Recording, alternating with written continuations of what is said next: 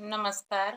प्रस्तुत बा एगो देवी गीत। आशा करतानी कि आप सबके पसंद आई तो लाइक शेयर और सब्सक्राइब जरूर करब जा। कमेंट करके भी बताइब जा कि हमारा गीत भजन रुआ लोग के कैसन लागेला। धन्यवाद। चुनरी के ओढ़ के तू आजा मोरी मैया जी हो, मंदिर के छोड़ के तू आजा मोरी मैया जी हो। चुनरी के ओढ़ के तू आजा मोरी मैया जी हो, मंदिर के छोड़ के तू आजा मोरी मैया जी हो। चुनरी के ओढ़ के तू आजा मोरी मैया जी हो, मंदिर के छोड़ के तू आजा मोरी मैया जी हो। हमारा आंगनवा मैया ब्रह्मा विष्णु आइल बाड़े, हमारा आंगनवा मैया ब्रह्मा विष्णु आइल बाड़े। अइले उ लक्ष्मी के लेके मोरी मैया जी हो, अइले उ लक्ष्मी के लेके मोरे मैया जी हो।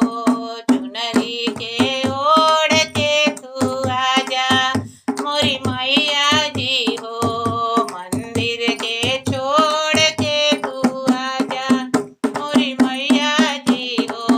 हमारा आंगनवा मैया गौरा शिवजी आइल बाड़े, हमारा आंगनवा मैया गौरा शिवजी आइल बाड़े।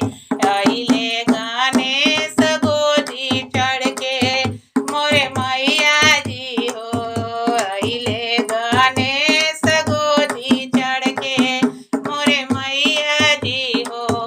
मंदिर के छोड़ के तू आजा मोरी मैया जी हो, चुनरी के ओढ़ के तू आजा मोरी मैया जी हो।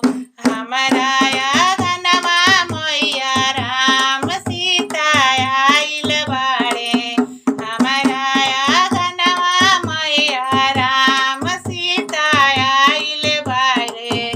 अइले हनुमान उड़ उड़ के मोरे मैया जी हो, अइले हनुमान उड़ उड़ के मोरे मैया जी हो। चुनरी के ओढ़ के तू आजा मोरी मैया जी हो, मंदिर के छोड़ के तू आजा मोरे मैया जी हो। राया गनवा मैया राधा कान्हा आइल बाड़े, हमारा गनवा मैया राधा कान्हा आइल बाड़े।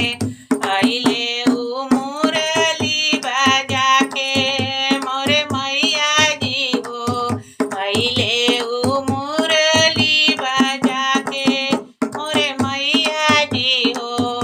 चुनरी के